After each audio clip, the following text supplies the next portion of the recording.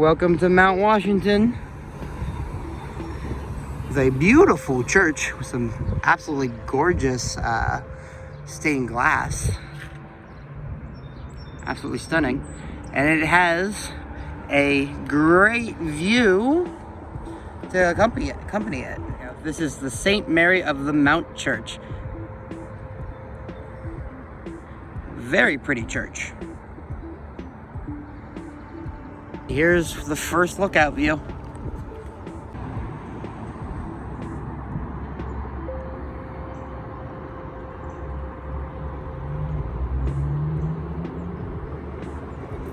After the first view comes the first stop, food. We ate at the Steel Mill, by far the busiest restaurant on Mount Washington. They serve locally crafted beer as well as many tasty dishes.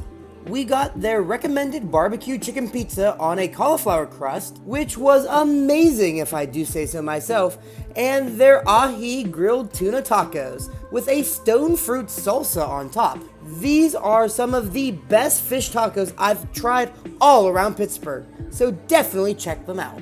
Sign is saying Mount Washington was originally called Coal Hill, and it was developed here in the 1760s. And it was eventually judged to be the most valuable individual mineral deposit in the U.S. So, lots of history here at Mount Washington. So we're continuing down. There's another outlook over here we're gonna go look at. And then there's one more that's supposed to be better than all of them. Right below us is Southside. If you wanna go check out my video on that, we explored all through there. So, as we're walking down here, this is also where the Mount Washington Carnegie Library is.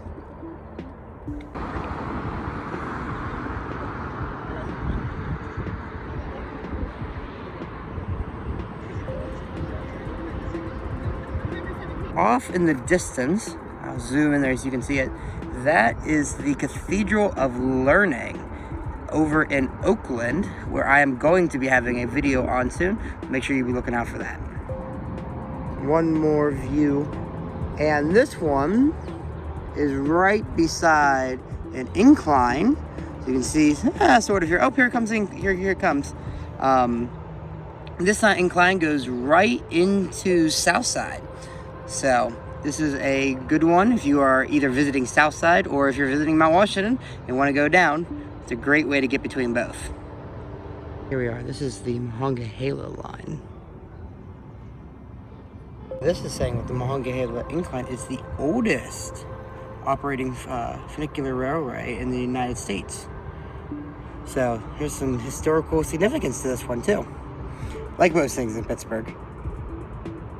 We kind of hit the end, quote unquote, of Mount Washington, at least of the great view of Pittsburgh. Here as we get into the corner. And you can see kind of the back half of Pittsburgh.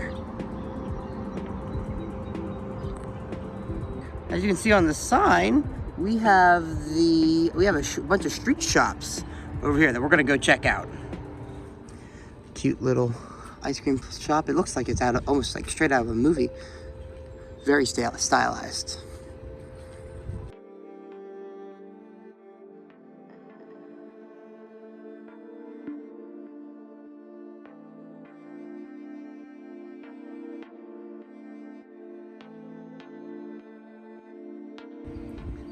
Sloppy Joe's, as well as The Diner. No other name needed than The Diner. There's a bakery. No other names needed. It's not a full park, it's a parklet. Oh, very cute little park.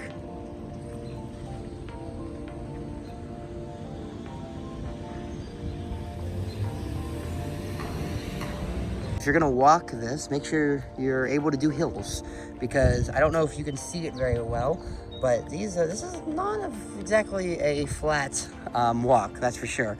We are currently walking up a fairly steep hill, at least steeper than most people would put a sidewalk on, anyway. What is this? Oh, it's like metal roses.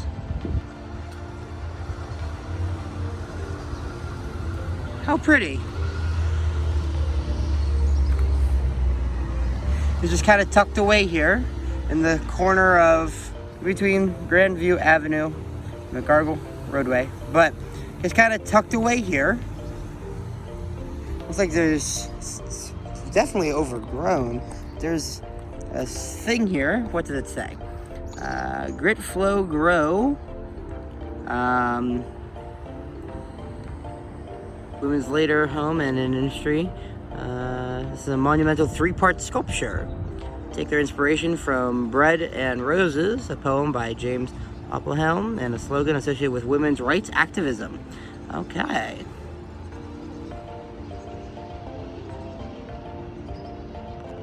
That's cool. Neat little area here.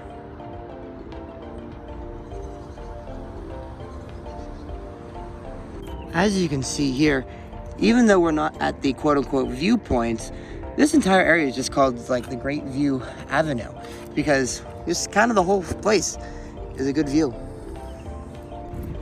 So this here is the Monterey Bay Fish Grotto. It is a very, it's an expensive eatery in the area, but you can always tell where it is because it's attached to a massive apartment building. And it also happens to be right beside the Point View Lookout. Those, you see that glass up there at the top? That's the actual restaurant of the Fish Grotto, Monterey Bay Fish Grotto. That's the actual restaurant, so you can get a stunning view from up there of the whole of Pittsburgh, but it's a little too expensive for my taste. So this is it. This is the $1 million view from the top of Mount Washington, classified as the best view of Pittsburgh. And there it is going in at the point. It really is a stunning way to see Pittsburgh. You can see almost everything and every part of Pittsburgh. So this plaque here is actually talking about some of the history of this area and how right here between the Allegheny, the Monongahela, and that formed the Ohio, we had a fort right here. But this fort has actually been 3 forts between the the French and Indian War, and that it used to be, in the beginning it was Fort Prince George, and then it became the Fort Duquesne, and then finally it became Fort Pitt. And then obviously, as you can see now, there's no fort there anymore. But no, there's been 3 forts there, which is quite interesting. So I was talking about how you can kind of see everything. You can see a good portion of all the bigger areas. We have the casino right there. That's the Rivers Casino. We have the Carnegie Science Center there. We have Heinz Stadium, or it's AccuShore now, but it will always be Heinz in my heart. We have the PNC Park, which is where the Pirates play over there. We have the 3 sister bridges right there, if I can zoom in on them. We have the 3 sister bridges right there, and right behind it we have the convention center there. We also have PBG Place, which is this like glass castle looking building as well. So you can see a lot of big portions of Pittsburgh, and a lot of the big main areas in Pittsburgh from this view. Here at the Point View, we have a bronze statue of, I believe this is Gayusta. Sorry if I'm pronouncing that name incorrectly. I'll put it up on screen though. If anybody can give me a better pronunciation of that, that'd be greatly appreciated. But of Gayusta and Washington, they were here at the Allegheny River, and were actually had a conversation about the French leaving the area so that the Spanish could do trade with the Native Americans, and it didn't happen. So we have had the French and Indian War, and this is just a monument to kind of commemorate that and to remind us of what happened here. Duquesne Incline, another historic landmark, was introduced in 1877.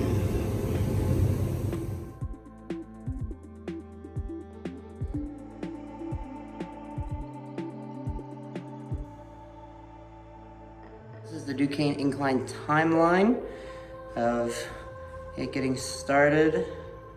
You can see on its way up there. And the 2007 was the last time they put on here. But then we have a self-guided tour of the part of the incline. So we saw a little bit through the one window, but we also can go down, and there's actually the incline there, but we can go down here. So be careful. There is it looks like there's a handicap lift for this, so you can still get underneath here, but you can go down and see the underbelly. So here we go. This is the Duquesne incline.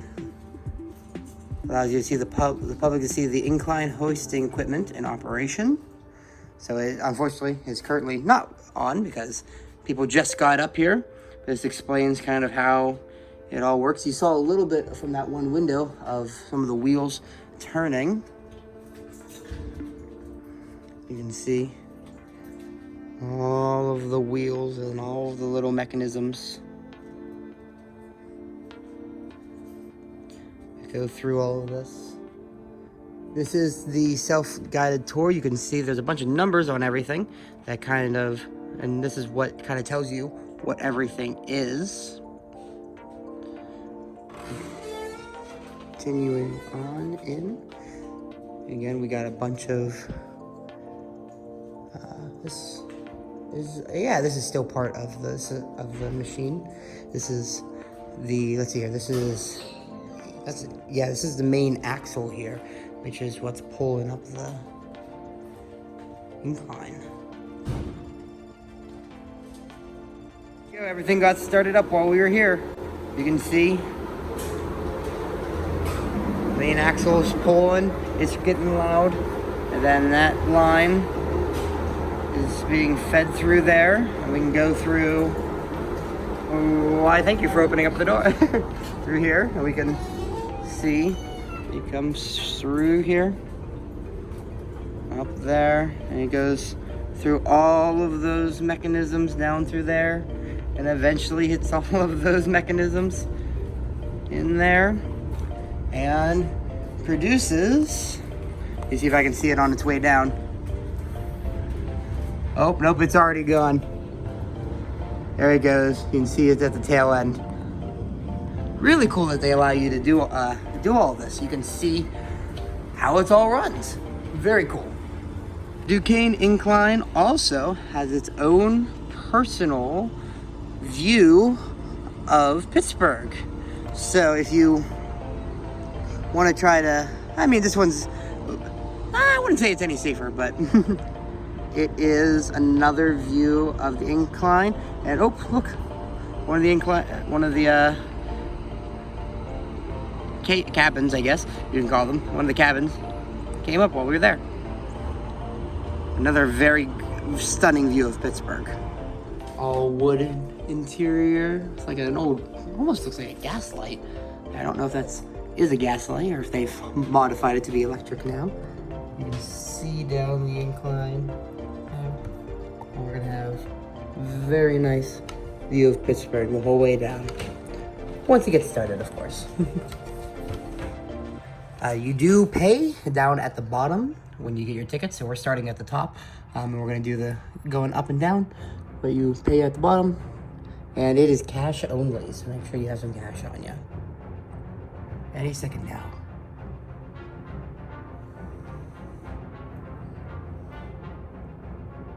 At some point. Oh, I hear it. The second bell. Of course, it's the second bell when the second bell tolls. The third bell tolls. Fifth, maybe. I don't know. Oh, yeah, there we go. We're moving. Thank you everybody so much for watching. If you like this video, please make sure to like and subscribe. It helps me out and helps me know that you want more of this content. So with that being said, go and watch one of my other videos, and I can't wait to see you guys next time. See ya!